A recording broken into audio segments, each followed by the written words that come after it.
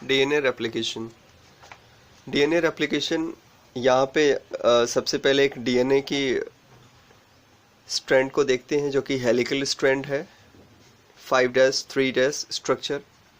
Replication में सबसे पहले टोपोआइसोमेरेज, हेलिकेज, एसएसबी, ये सारे एंजाइम्स आते हैं। Polymerase, DNA polymerase, RNA primers, RNA primase, DNA ligase, तो ये एंजाइम्स इंक्लूडेड होते हैं। स्टेप वाइज मैनर में अगर इसे देखा जाए तो सबसे पहले हेलिकल स्ट्रक्चर को सीधा करना जरूरी होता है और ये काम टोपोआइसोमेरेज करता है। ये काम टोपोआइसोमेरेज करता है। जब स्ट्रैंड बिल्कुल सीधे हो जाते हैं तो बीच के हाइड्रोजन बॉन्ड्स को कट करना पड़ता है।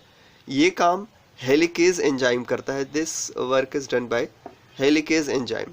अब ये जो खुले हुए स्ट्रैंड हैं ये आपस में तुरंत जुड़ न जाए, इसलिए ये डॉटेड स्ट्रक्चर्स जो जुड़े हुए हैं इनको एसएसबी प्रोटीन कहा जाता है, यानी सिंगल स्ट्रैंड बाइंडिंग प्रोटीन। जब ये जुड़ जाते हैं तो ये वाई शेप्ड में फैल जाता है और इसको रेप्लिकेशन फॉर्क कहा जाता है। अब इस रेप्लिकेशन फॉर्क में जो 3' एंड होता है, यहाँ पे कंटिन्यूअस रेप्लिकेशन स्टार्ट होता है, यानी कंटिन्यूअस फॉर्मेशन बनती है, इसलिए इसको लीडिंग स्ट्रैंड कहा जाता है। यहाँ पे डीएनए टेम्पलेट पर कंटिन्यूअस फॉर्मेशन हो रहा है, बेस पेयर्स लगातार जुड़ रहे हैं, डीएनए पॉलीमरेज रन कर रहा है 5' to 3' एंड की ओर। जबकि दूसरा स्ट्रैंड यहाँ पे 5' है, तो यहाँ पे फॉर्मेशन अपोजिट साइड से स्टार्ट होती है, यानी इस तरफ से 5' to 3', और यहाँ पे बीच बीच में गैप क्रिएट होता जाता है। इसलिए ये जो फ्रेगमेंट्स बनते हैं इनको ओकाजाकी फ्रेगमेंट कहा जाता है। साइंटिस्ट के नेम पे है ओकाजाकी फ्रेगमेंट।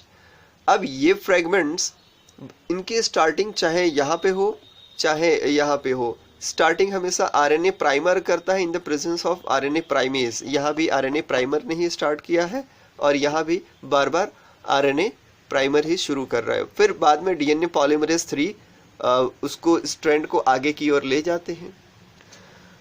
इसके बाद बीच की गैप की हीलिंग डीएनए लाइगेज करता है। बीच में जो गैप है उसकी हीलिंग डीएनए लाइगेज करता है।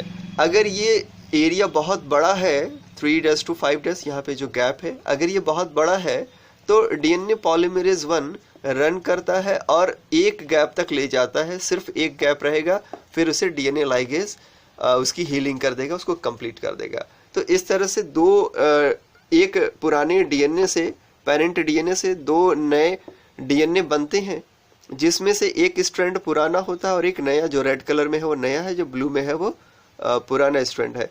तो उसी तरह से एक पुराना एक नया, इसी तरह से सेकंड वाले में भी एक पुराना और एक नया स्ट्रैंड बनता है। यानी ये कैसा हो गया, सेमी कंजर्वेटिव हो गया। ये सेमी कंजर्वेटिव मॉडल हो गया डीएनए रेप्लिकेशन का।